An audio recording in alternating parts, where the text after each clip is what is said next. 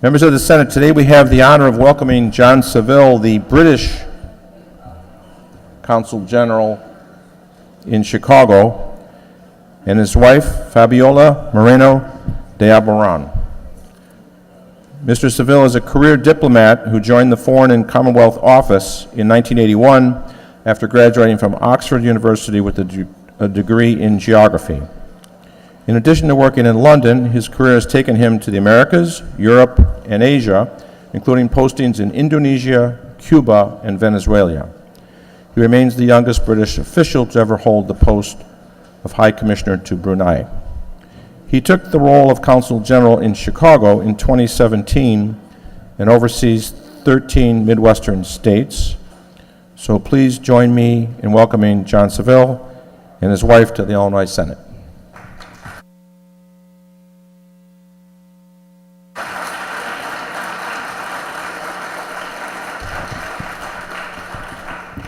Thank you very much indeed, President Cullerton. And as you kindly mentioned, I'm honored to serve as the British Consul General in Chicago, where I'm responsible for leading the UK government's work, promoting our political and trade and investment interests across, in fact, 14 states at the heart of this country, including this very great state of Illinois.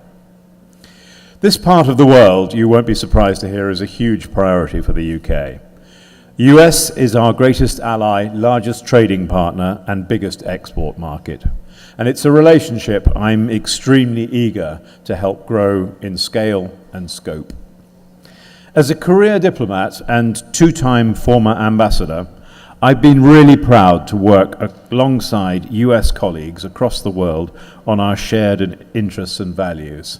And I'm completely delighted now to be directly working to deepen the long-standing ties between our two countries, and honored to address you today, accompanied by my wife and my colleague, Eric, who is a born and bred Illinoisan. Our two countries enjoy a special relationship built on our shared beliefs and the deep connection between our peoples. Again and again through our shared history, Americans and Brits have stood in solidarity with one another, often against overwhelming opposition. In 1862, cotton mill workers in Lancashire, England, organized demonstrations to support one of your most famous sons, President Lincoln himself. When some UK politicians argued that we should break the Union barricade and trade with the Confederacy, those workers protested because they knew that the cotton they processed would be picked by slaves. And across on this side of the Atlantic, President Lincoln heard about what they were doing and wrote a letter in 1863 that read, amongst other things, "Whatever misfortune may befall your country or my own, the peace and friendship which exist between the two nations will be, as it shall be my desire to make them, perpetual." And today, of course, matching statues of President Lincoln stand in our Parliament Square in London, in Chicago's Lincoln Park, and at his resting place here in Springfield itself, a permanent memorial to our connection to the land of Lincoln.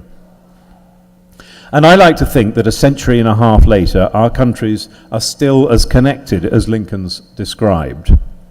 From World War I to today's fight against ISIL, the US and UK defence partnership has been a bastion of democracy and global security across the decades. We fought, of course, side by side in World War I, both making incredible sacrifices to protect freedom.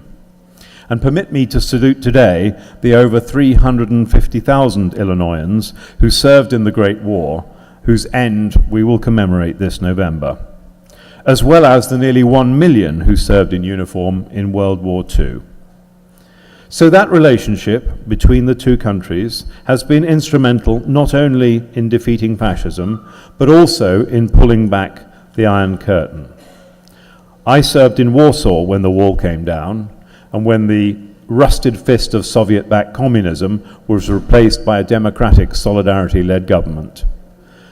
And only recently, I've been working very hard and closely with the US head of mission in Caracas in support of Venezuelan democratic institutions over 3 years there. I should also mention that if you search the WikiLeaks database, I'm quite proud to say you will find a telegram to Washington from the then US ambassador to Brunei recording some actually rather innocuous consultations he had with me over something we've both long since forgotten. Today, we do more than any two countries in the world together. Our mutually supportive cooperation enables us to operate both together and in wider alliances around the world in the interests of global security. Our troops equip, train, fight, and recuperate together. And this cooperation is not just instrumental for the security of our two nations, but also to fortifying international order and the rule of law. As close allies in NATO, permanent members of the UN Security Council, and leading nuclear powers, our partnership is vital to international peace and security. And for me, the strength of that relationship can be seen in the recent shared response to the illegal and reckless attack that took place in my country in Salisbury. In Salisbury, we witnessed the first offensive use of a nerve agent in Europe since the Second World War. One person, a Russian national who stood up bravely to share the truth about his country, remains in hospital, and many others were put in danger. Given the target and the agent used, the only conclusion we could reach was that the Russian state was culpable. And the UK and our partners around the world expelled dozens of Russian diplomats in response to the attack. And we were most grateful for the robust support of the administration in expelling 60 Russian officials from the US. Of course, our relationship is not just about security and defense. Much of what we do together, especially here in the Midwest, is based on a common interest in growing our prosperity. That economic relationship is all the more important to the UK as we look to a future with new possibilities outside the European Union. As many of you will know, in March 2017, we began a 2-year negotiation process of withdrawal from the European Union. And at the end of last year, we reached an agreement on 3 areas: citizens' rights, financial commitments, and a solution for Northern Ireland that preserves the Belfast Agreement and sees no hard border. Negotiations have now moved into the next phase, and just last month an implementation period was agreed that allows EU rules, regulations and budgetary enforcement mechanisms to continue to apply until December 2020. This will give businesses and investors, including US investors, the stability and certainty they need, and will allow a period of economic partnership that delivers maximum possible benefits for both our economies.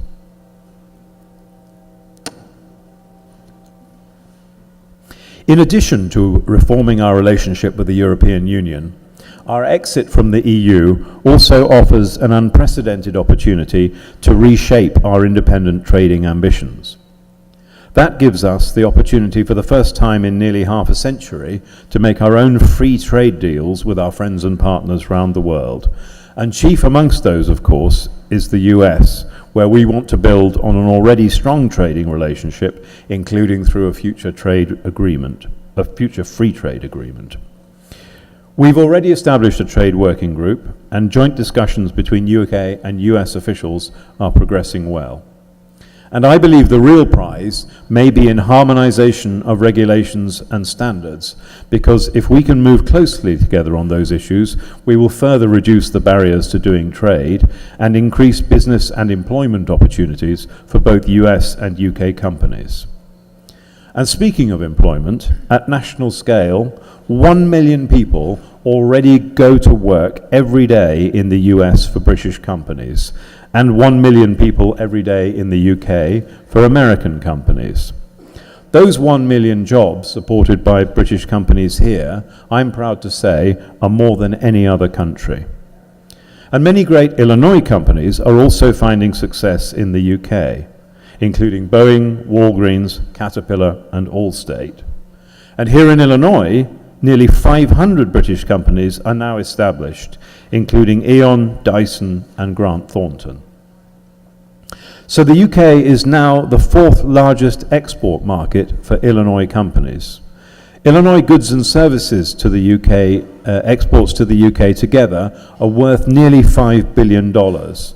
And if you take together the export-related jobs and the jobs for UK-affiliated companies, it gives you a total of some 90,000 jobs here in the state of Illinois, which I think goes some way to proving that our economic relationship is absolutely central to our shared prosperity, and explains why I and my team work hard to deepen that relationship even further. At the Consulate General in Chicago, staff from our Department of International Trade and our Foreign and Commonwealth Office have been working for many years to help British and American companies identify opportunities in each other's markets. And we continue to see keen interest from partners in Illinois and in the UK to work together more closely. So although the relationship is already strong, solid, and special, we are working tirelessly to develop an even closer and more productive relationship between our two countries, sharing as we do not only a rich history, but also a common vision for the future. I look forward to working with all of you to make that vision a reality. Thank you for your attention.